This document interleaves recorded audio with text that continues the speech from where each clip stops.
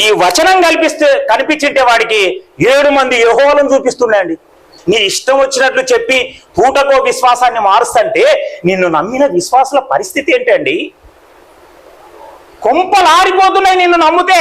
నీవు 10 సంవత్సరాల ముందు నాకేదో తెలిసింది వాళ్ళు నేర్పించారన్నప్పుడు ఇంకా పరిశీలించకుండా, రుడి అని తెలుసుకోకుండా అప్పుడు నిన్ను నమ్మిన వాళ్లకు తప్పుడు బోధ చేశావంటే, ఇప్పుడు మళ్ళీ నువ్వు బోధన మార్చావంటే వాళ్ళు విని నమ్మి సచ్చిన వారి గతేమైంటది. ఇప్పుడు ఈ ప్రపంచంలో ఉన్న ఎన్నో డినామినేషన్లో మహాభయంకరమైన డినామినేషన్ ఏంటంటే ముగ్గురిని పేరుకెళ్ళి పెట్టి అతికిచ్చింది.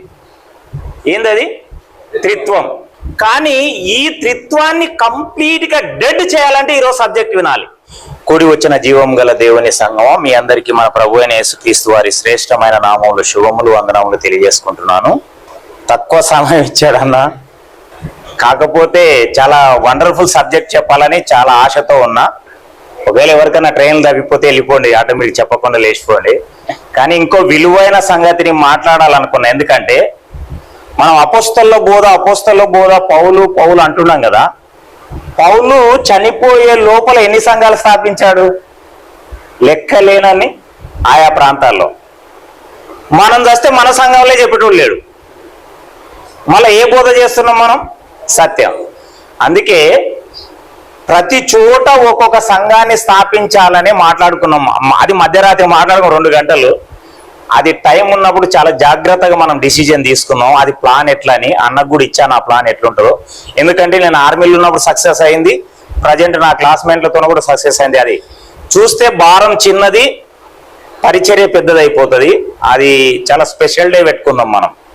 అయితే ఈరోజు 3 అంశాలు షార్ట్ కట్లో తెంపేస్తాను, కానీ ఒరిజినల్ అంశం చాలా పెద్దది. అది కూడా స్పీడ్గానే తెంపేస్తాను. ఈ ప్రపంచంలో ఉన్న ఎన్నో డినామినేషన్లో మహాభయంకరమైన డినామినేషన్ ఏంటంటే ముగ్గురిని పేరుకెళ్ళి పెట్టి అతికిచ్చింది. ఏందది? త్రిత్వం. యెహోవానే యేసు. కొత్త నిబంధనలో యెహోవానే తండ్రిగా యేసు వచ్చాడు అని నాతో ఒక వ్యక్తి సవాల్ చేశాడు నెల క్రితం. యెహోవానే నూతన నిబంధనలో ఉన్న తండ్రి. ఆయనకు తండ్రి ఎవరంటే యేసు, యేసుకు తండ్రి ఎవరంటే యెహోవా. అదే వాదిస్తున్నాడు. కానీ ఈ త్రిత్వాన్ని కంప్లీట్గా డెడ్ చేయాలంటే ఈరోజు సబ్జెక్ట్ వినాలి. దేన్ని డెడ్ చేయాలి మనం? త్రిత్వం కంప్లీట్ డెడ్. మన లోపల కూడా కొద్ది ఉంటుంది అక్కడక్కడ. అంటే కంప్లీట్ రాని వాళ్ళు కూడా ఇంకా తెలుసుకుందాం అనే యోచనలో ఉన్నారు తప్ప దాన్ని కంప్లీట్ డెడ్ ఇదే సత్యమైన దాంట్లో మనం లేవు. ఇంకా కొంతమంది ఈరోజు 100% డెడ్ అయిపోద్ది. ఎట్లా అంటే వీళ్ళకున్న క్లూ ఏంటంటే పాత నిబంధనలో ఉన్న యెహోవా నూతన నిబంధనలు ఎక్కడా కనపడడు. సమస్య అది. వీళ్ళకు మంచి పాయింట్ దొరికింది ఏంటంటే 39 పుస్తకాలలో ఉన్న ప్రింట్ అయిన యెహోవా ఎన్నో వేల సార్లు రాయబడి ఒక్కసారైనా కనిపించాడా? నూతన కనిపిస్తలేడు. కానీ పాత నిబంధనలు ఆది కాండం నుండి మలాకి గ్రంథం వరకు కనిపిస్తున్న యెహోవానే తండ్రి కాడా అనేది ఈరోజు నిరూపిస్తా. ఎవరి ద్వారా? అపోస్తల ద్వారా. అసలే ఎందుకంటే నమ్మరు. అపోస్తల వాళ్ళు కొంతమంది నమ్మరు. వీళ్ళు అర్థమైందా? ఎవరి ద్వారా నిరూపించాలి యెహోవానే తండ్రి అని? యేసుక్రీస్తు ఎవరు? దేవుని శక్తియు దేవుని జ్ఞానమునై ఉన్నాడు. ఇప్పుడు మనం ఎవరిని కొట్టేయాలా చూద్దాం. కొత్త నిబంధనలో ఉన్న తండ్రి తండ్రి తండ్రి అని పిలువబడుతున్న తండ్రి అయిన దేవుడు యెహోవా కాడా? ఒకటి ఆలోచిద్దాం. కొత్త నిబంధనలో ఉన్న తండ్రి అయిన దేవుడు నిజంగా పాత నిబంధనలో యెహోవానే? ఆయననేనా? ఎంతమందికి కన్ఫర్మ్ ఆయన్నే అని? నాకు డౌట్. మీకే డౌట్ ఉన్నప్పుడు ఇంకా వాళ్ళకెందుకు ఉండదు? మీకే డౌట్ ఉంది, ఇంకా వాళ్ళకెందుకు ఉండదు చెప్పు. కొత్త నిబంధనలో ఉన్న తండ్రి అని పిలువబడుతున్న పాత నిబంధనలో యెహోవానేనా? నాకు భయపడి ఆయన చేతులెత్తమంటే ఎత్తినట్లు కాదు. నీ దిల్దారుగా చెప్పు. ఒకటే చెప్పు, నాకు కన్ఫర్మ్ కాలేదన్నా, కొద్దిగా చేస్తే చాలంటే అయిపోయా. కన్ఫర్మ్ కాలేదన్నా, ఈరోజు కన్ఫర్మ్ చెయ్యను. అర్థమైందా? మనకి ఎవ్వరికి కన్ఫర్మ్ కాలేదనుకున్నాం, ఇది కన్ఫర్మ్ చేసుకొనే తీరాలి. అర్థమైందా? పుష్కున్న నేను జానన్న ఈయన అందరం చచ్చిపోయాను ఇట్లాంటి వాళ్ళు సత్యం చెప్పేటోళ్ళు, మీరు అందరూ మళ్ళీ ఆ గుంపులే కలిసేటోళ్ళు, నాకు తెలియదు అనుకున్నా ఏంది. అర్థమైందా? మనది తూ అంటే థ్యాంక్ యూ అనే రకం, మామూలు రకం కాదు. ఎక్కడ పడితే అక్కడ గొర్రెలా కొరుకుతాం, కానీ ఖచ్చితత్వంగా, అర్థమైందా, ఖచ్చితత్వంగా నిలబడాలి. మనం ఈ రోజు పరిశీలిద్దాం, పాత నిబంధనలో పిలువబడుతున్న యెహోవానే తండ్రిగా రుజువు అయ్యాడా, యేసుక్రీస్తు రుజువు చేశాడా అనేది చూస్తే మతిపోతుందండి. చూద్దాం. ఫస్ట్ దేవుడు ఆది కాండము నుండి ఎలా పరిచయం అయిపోతూ వచ్చాడు? ఆది కాండం 17వ అధ్యాయం, ఇది అంశంగా రాసుకోండి. యెహోవాయే నూతన నిబంధనలో తండ్రినా అనేది అంశం. ఓకే, ఆది కాండం 17వ అధ్యాయం 3వ వచనం. అబ్రాహాము సాగిలపడినగా దేవుడు అతనితో మాట్లాడి, ఇదిగో నేను నియమించిన నా నిబంధన నీతో చేసుకున్నాను, నీవు అనేక జనములకు తండ్రి వగుదువు. కాదమ్మా, ఫస్ట్ వచనం. అబ్రహాము 99 ఏండ్ల వాడైనప్పుడు యెహోవా అతనికి ప్రత్యక్షమై, నేను సర్వశక్తి గల దేవుడను. ఎవరికి ప్రత్యక్షమవుతున్నాడు? అబ్రహాం గారికి. Okay, next. ఇస్సాకు గారు ముదుసలి వయసులో యాకోబుని దగ్గరికి పిలిపించుకుంటున్నాడు. 28వ అధ్యాయం 1 నుండి 3 వచనాలు. ఆది కాండం 28వ అధ్యాయం. ఇస్సాకు యాకోబును పిలిపించి, నీవు కనాను కుమార్తెలలో యువతిని వివాహము చేసుకొనకూడదు, నీవు లేచి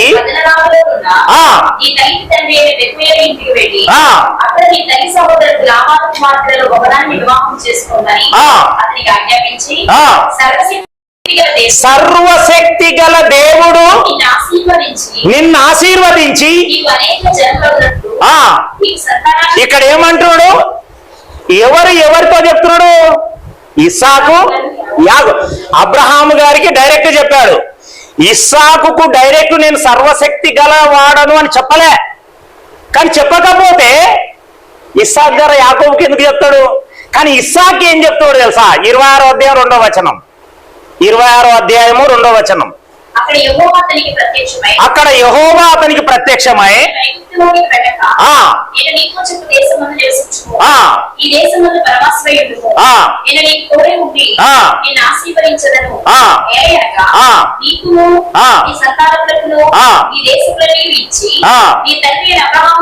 నీ తండ్రి అయిన అబ్రాహాముతో నేను చేసిన, అంటే ఇస్సాకుకు తండ్రికి ఏమై పరిచయం అయ్యిండు?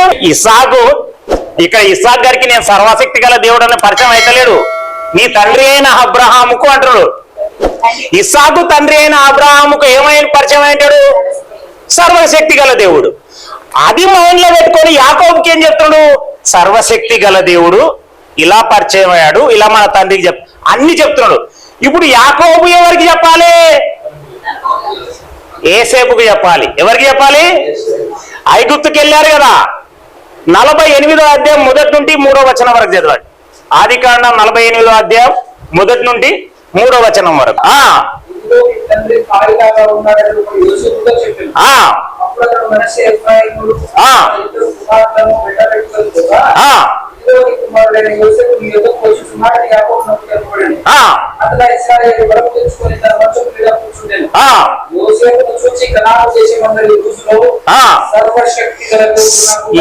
ఇప్పుడు అబ్రహాము గారు ఇస్సాకు చెప్పాడు, ఇస్సాకు గారు యాకోబు చెప్పాడు. యాకోబు గారు మరణ వాంగ్మూలం ఏమిస్తున్నాడు? ఇస్సాకు యాకోబు ఇచ్చినట్లే యాకోబు యేసేపుకు మరణ వాంగ్మూలంలో సర్వశక్తి గల దేవుడు అని చెప్తున్నాడు. ఇప్పుడు మోషే దగ్గరికి వద్దాం. నిర్గమకాండం 3వ అధ్యాయం 6వ వచనం.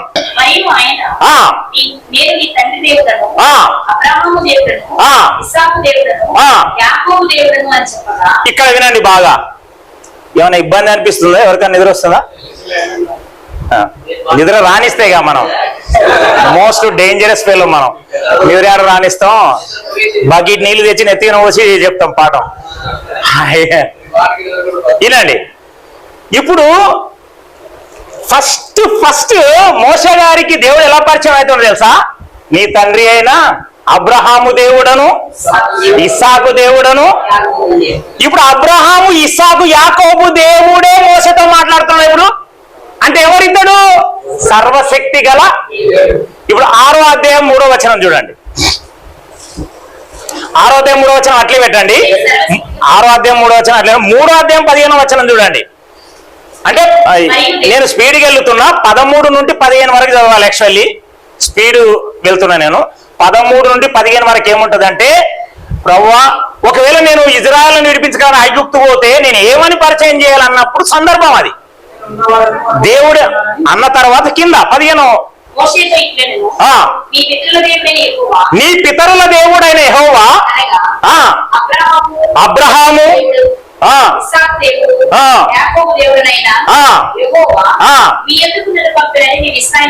నీవు మా యొద్దకు నిన్నెవరు పంపారంటే అబ్రహాము దేవుడు, ఇస్సాకు దేవుడు, యాకోబు దేవుడు నన్ను మీ యొద్దకు పంపాడని చెప్పు అంటాడు. అర్థమైందా? 6వ అధ్యాయం 3వ వచనం తీయండి. నిర్గమకాండం.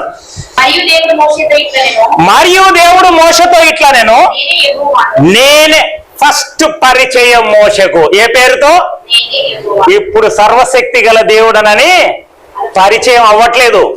ఇక్కడికి వచ్చేటాళ్ళకి పితరులతో పరిచయమైన పేరుని ఇప్పుడు ఏమంటారు? నేను యెహోవాను,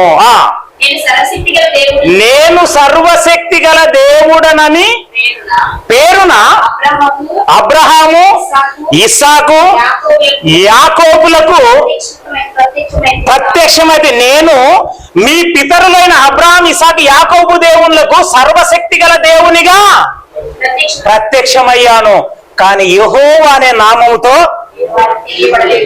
ఇక్కడి నుండి ఆయన నామం ఏం స్టార్ట్ అవుతుందో తెలుసా? మలాకి గ్రంథం వరకు ఏ పరిచయం ఉంటుంది తెలుసా? యెహోవా. మోషే నుండి ప్రారంభమైంది ఉన్నవాడు. అర్థమైందా? ఇప్పుడు మోషకి ఏమంటాడు? ఉన్నవానిగా, ఉన్నవాడుగా పరిచయం అవుతున్నాడు, యెహోవాగా. ఇప్పుడు అర్థమవుతుందా? ఇప్పుడు యెహోవానగు నేను మీ దేవుడనని డైరెక్ట్ చెప్పి పరిచయం అయ్యాడా? జనానికి కూడా పరిచయం అయ్యాడా? నిర్గమకాండం 20వ అధ్యాయము 5వ వచనం ఆజ్ఞలలో. నిర్గమకాండం 20వ అధ్యాయము ఏమంటున్నాడు? పరిచయం. అక్కడ కూడా ఆజ్ఞలు ఇచ్చేటప్పుడు ఏమంటాడు? ఇజ్రాయెల్కి ఇలాగ చెప్పాలి, నీ దేవుడైన యెహోవాను, నీ దేవుడైన యెహోవాను. అర్థమవుతుందా? యెహెజ్కేలు గ్రంథానికి కూడా వెళ్దాం ఒకసారి. యెహెజ్కేలు గ్రంథం 34-30 వచనం.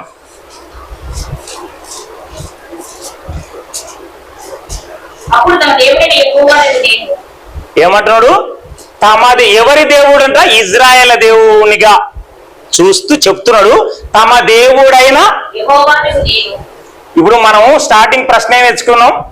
తండ్రి ఎవరో నూతన నిబంధన తెలవాలి అంటే దేవుడు ఎవరో.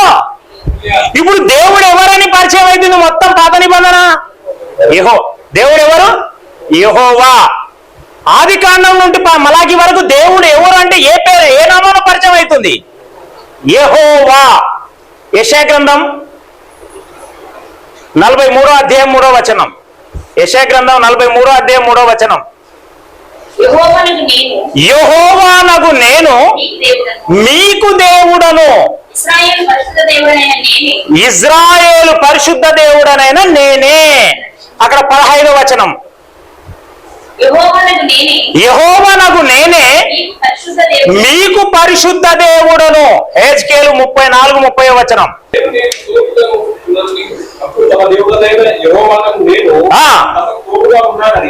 తమకు ఇజ్రాయేళ్లకు తోడుగా ఉన్నానని. ఎవరి దేవుడు అంట? ఇజ్రాయేలు దేవుడనైనా నేను యెహోవాను అంటాడు అక్కడ.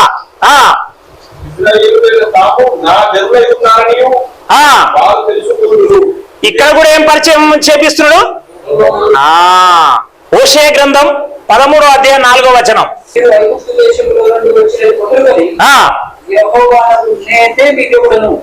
మీరు ఐగుప్తు దేశము నుండి వచ్చినది మొదలుకొని మీ దేవుడని ఎవరిని అంటున్నాడు? యెహోవా నాకు నేనే మీకు. ఇప్పుడు నా ప్రశ్నకు సమాధానం ఇవ్వండి. మీకు ఏమేం పరిచయం చేసినప్పుడు?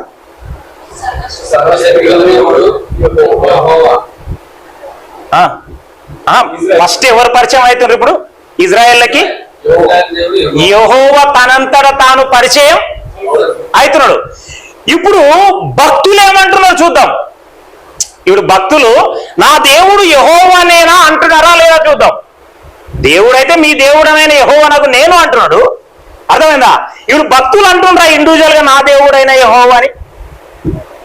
ద్వితీయోపదేశ కాండం 4వ అధ్యాయం 4-5 వచనాలు. ద్వితీయోపదేశ కాండం ఫస్ట్ మోషే గారు ఏమంటున్నారు? మీ దేవుడైన యెహోవాను హత్తుకొనిన మీరందరూ నేటి వరకు సజీవులై. ఇప్పుడు 5వ వచనంలో ఏమంటున్నారో తెలుసు. వాళ్ళ ముందరనేమో ఏమంటాడు? మీ దేవుడైన యెహోవా అంటాడు. ఇప్పుడు తన ఇండివిజువల్కి వచ్చిన వాళ్ళకి ఏమంటాడు? 5వ వచనంలో నా దేవుడైన. ఇప్పుడు మోషే దేవుడు ఎవరు? మోషే ప్రకటిస్తున్న ఇజ్రాయేళ్ల దేవుడు ఎవరు? Very good. ఇప్పుడు వచ్చిన నా లైన్లోకి అప్పటి నుండి రాలే. యెహోషువ గ్రంథము 14వ అధ్యాయం 8-9 వచనాలు. యెహోషువ గ్రంథము 14వ అధ్యాయం 8-9 వచనాలు. నా సహోదరుడు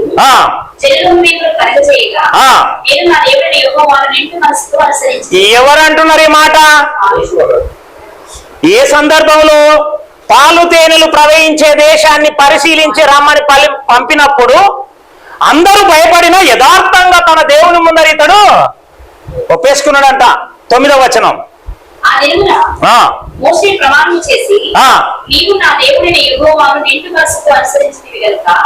మోషే మళ్ళీ అంటాడు నీవు నా దేవుడైన యెహోవాను నిండు మనసుతో అనుసరించితివి గనుక.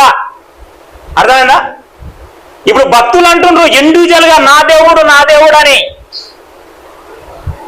2వ సమూయేలు గ్రంథము 24వ అధ్యాయం 24వ వచనం.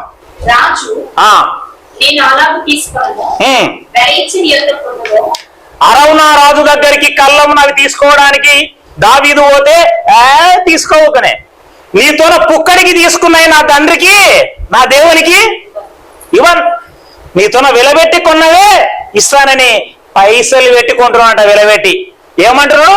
నా దేవుడైన యెహోవా. ఎవరంటున్నారు ఇది? మొదటి రాజుల గ్రంథము 5వ అధ్యాయం 4-5 వచనాలు. డిబేట్ కాదు. ఎవడైనా డిబేట్ చేస్తే గంటల తరబడి చేయాల పరిశీలన. 2 నిమిషాలు రెఫరెన్స్ లేదు, నా మన్ను లేదు. చప్పట్లు కొట్టించుకోవడం దమ్ముంటే రా. గంటలు గంటలు రోజులు పరిశీలిద్దాం బైబిల్ ముందర పెట్టుకొని నిరూపిద్దాం. అది సవాల్. అంటే ఒకడేమో 2 నిమిషాలు అంటాడు, వాడికి ఏం తెలియదు. ఒక్క రెఫరెన్స్. ఒకడేమో 1/2 నిమిషం అంటాడు, మహాదేవుడు అంటాడు. ఈడెంత పిచ్చోడో నాకు అర్థం కాలే. 6 నిమిషాలు వాడిస్తా తమ్ముళ్ళు అంటాడు. మళ్ళీ మహాదేవుడు ఎవరు అనుకుంటున్నారు? ఎంత అబద్ధకోరు. ఒక్క సంఘంలో ఒక విశ్వాసం తప్ప ఒప్పో ఉంటది, 10 విశ్వాసాలు ఉంటాయి. ఒకడేమో మన పెద్దన్న అంటాడు, ఒకడేమో త్రియేక దేవుడు అంటాడు, ఒకడేమో 3 దేవుళ్ళు అంటాడు. ఎంత దారుణమైన విశ్వాసాలు అండి ఇవి ఒకే సంఘంలో 10. అర్థమైందా? తప్ప ఒక విశ్వాసంలో ఉండరాదు నువ్వు తెలుసుకునేంత వరకు. ఒక్కొక్కని యుగో వలన అట్లా మారేదుడు విశ్వాసాలు. నేనే గొప్ప అనడం. అందరం ఇక్కడ విద్యార్థులమే. సైలెంట్గా నేర్చుకోవాలి ప్రతి ఒక్కరం. ఉదయం నుండి నేను నేర్చుకోలే. మీ ముందర తిక్కలోలా కూర్చోలే. నేర్చుకోవాలి. అర్థమైందా? అక్క చెప్పింది ఎంత చక్కటి అంశం అది. ఒక సేవకుడికి ఉండవలసిన లక్షణాలు. అర్థమైందా? అందుకే ఇది చాలా జాగ్రత్తగా ఉండాలి. మనం ఎంత తెలిసినా పెద్ద ఎగిరెగిరి పడొద్దు. అవకాశం వచ్చినప్పుడు దుల్పాలా. అర్థమైందా? మరసంగా ఉండాలి తెలివంతిక్క పిల్లలాగా. చాలా మంది మనం కూడా సభల్లో ఉంటే పిల్లలు సింపుల్ కూర్చుంటారు. మహా జ్ఞానులు తెలుసా, మనకంటే మహా మేధావులు ఉండరని జాగ్రత్తగా చెప్పాలి. వాక్యం ఏదో వాగిస్తుంటే వితౌట్ రెఫరెన్స్లో ఏ ఎవిడెన్స్ లేకుండా వాయించినాకో మనని పిచ్చోడు అనుకుని పోతారు. అర్థమైందా? సరుకు ఉండాలా. బోధకుడు కావాలంటే మామూలుగా ఆ రాత్రులు కష్టపడాలి. ఇప్పుడు ఏడు వరకు వచ్చినాం? మొదటి రాజులు 5వ అధ్యాయము 4-5 వచనాలు. తన దేవుడైన యెహోవా నామ ఘనతకు అతడు మందిరమును కట్టింపవీలులేకపోయినన్న సంగతి తన తండ్రిని గూర్చి ధ్యాసకు చేస్తున్నాడు సొలొమోను గారు. ఎవరి గురించి? తన తండ్రిని గురించి జ్ఞాపకం చేస్తూ తన దేవుడైన యెహోవా నామ ఘనతకు అతడు మందిరము కట్టింపవీలులేకపోయినన్న సంగతిని వెలుగుదురు. ఇప్పుడు శత్రువు ఒకడును లేకుండాను అపాయమేమీ కలుగకుండాను నా దేవుడైన యెహోవా. ఇప్పుడు తన తండ్రి దేవుడైన యెహోవాని గుర్తు చేస్తాడు సొలొమోను గారు. ఇప్పుడు నా దేవుడైన అర్థమైందా? దానియేలు గ్రంథము 9వ అధ్యాయం 4వ వచనం. దానియేలు గ్రంథము 9వ అధ్యాయం 4వ వచనం.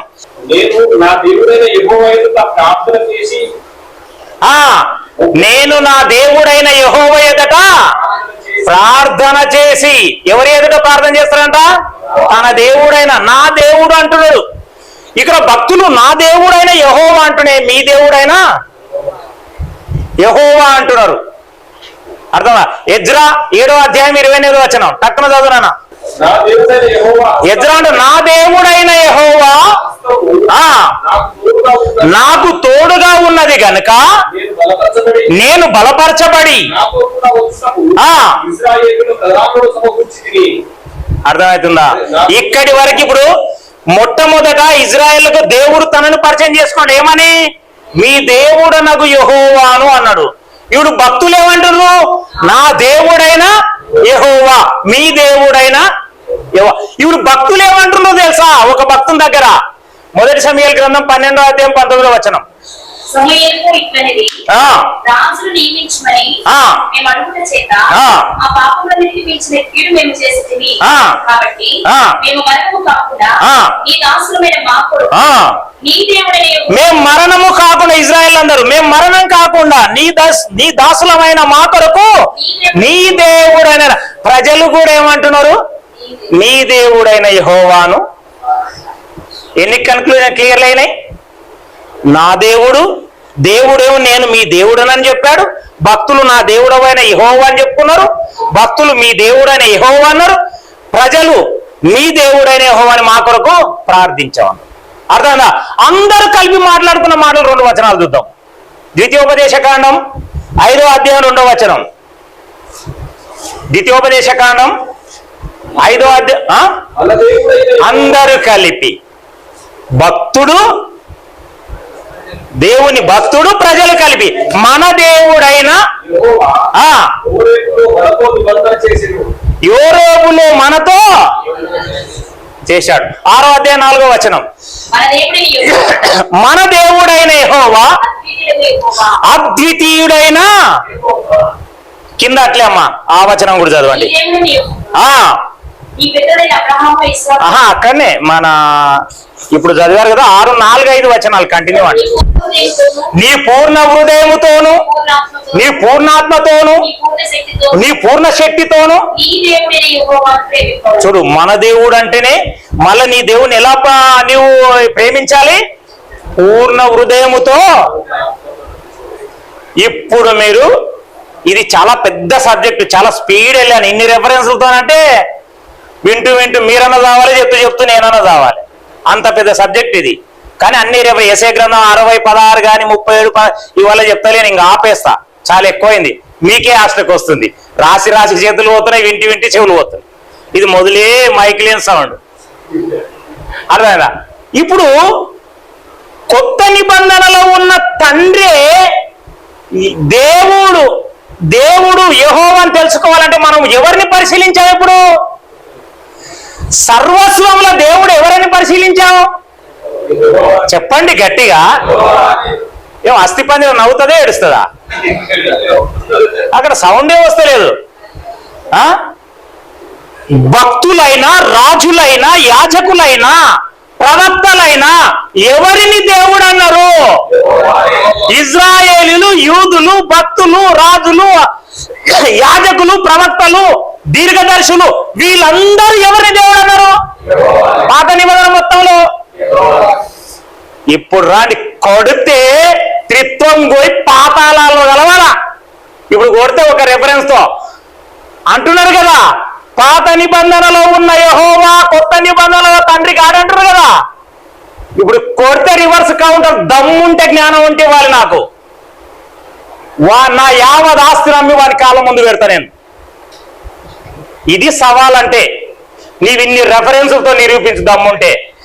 దీనికి కౌంటర్ యేసు ప్రభుని అడుగుదాం. ఇప్పుడు యోహాను సువార్త 8వ అధ్యాయం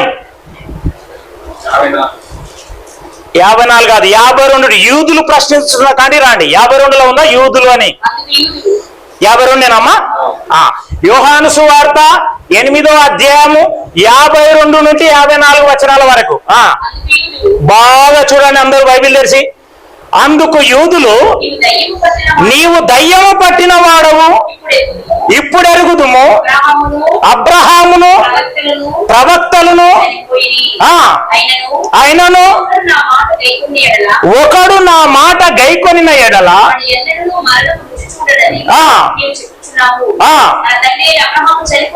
మన తండ్రి అయిన అబ్రహాము చనిపోయాడు కదా, నీవు అతని కంటే గొప్పవాడివా? ప్రవక్తలను చనిపోయి. ఎన్నో వచనమమ్మా? 54 జాగ్రత్తగా చూడండి. అందుకు యేసు, నన్ను నేను మహిమపరచుకొనిన ఎడలా నా మహిమ ఒట్టిది. ఇక్కడ వేస్తున్నాడండి వాళ్ళకు ముళ్ళుని ముళ్ళుతో తీయడం ఇదే. అరే 8వ అధ్యాయంలో బాగా ఇబ్బందులు పెడుతుంటారు, ఎక్కడ కొట్టాలని అక్కడ కొట్టేశాడు. మా దేవుడని మీరు ఎవరిని గూర్చి చెప్పుదురో? యూదులు ఇజ్రాయేలీలు పాత నిబంధనలో దేవుడని ఎవరిని చెప్పారు? మా దేవుడని మీరు ఎవరిని గూర్చి చెప్పుదురో ఆ నా తండ్రియే నన్ను మహిమపరచుచున్నాడు. ఎవరు యెహోవా? ఇప్పుడు యేసుక్రీస్తు. ఇక్కడ నా తండ్రి అన్నది ఎవరు? యూదుల దేవుడు, ఇజ్రాయేలీల దేవుడు. ఇజ్రాయేలీల దేవుడు ఎవరు? అర్థమైందా? త్రిత్వమా? మనం బయటికి వస్తలేమని ఇంక మా దగ్గర మైకులుండే జనబలం ఉంది, ధనబలం ఎగురుతుండ్రు. మా దగ్గర ఉన్నది ఏ బలం? జ్ఞాన బలం. మనకి ఏ బలం అవసరం? దేవుని శక్తి, దేవుని జ్ఞానాన్ని మనం ఆశ్రయించాం. అర్థమైందా? మీరు ఏ దేవుడినని మీరు అంటున్నారో, ఎవరిని దేవుడు అంటున్నారో, యూదులు ఇజ్రాయేలీలు ఎవరిని దేవుడు అన్నారు? ఎవరిని దేవుడు అన్నారండి? ఇప్పుడు ఆ నా తండ్రి అంటే ఆ యెహోవానే మీ దేవుడే. అర్థమైంది? ఇప్పుడు యెహోవా నూతన నిబంధనలో లేడా? తండ్రి కాడా? యేసా తండ్రి? పాత నిబంధనలో కనిపిస్తున్న యెహోవా అనే పేరు కొత్త నిబంధనలో లేదు. తండ్రి కూడా అతనికి ఆపాదించబడదు.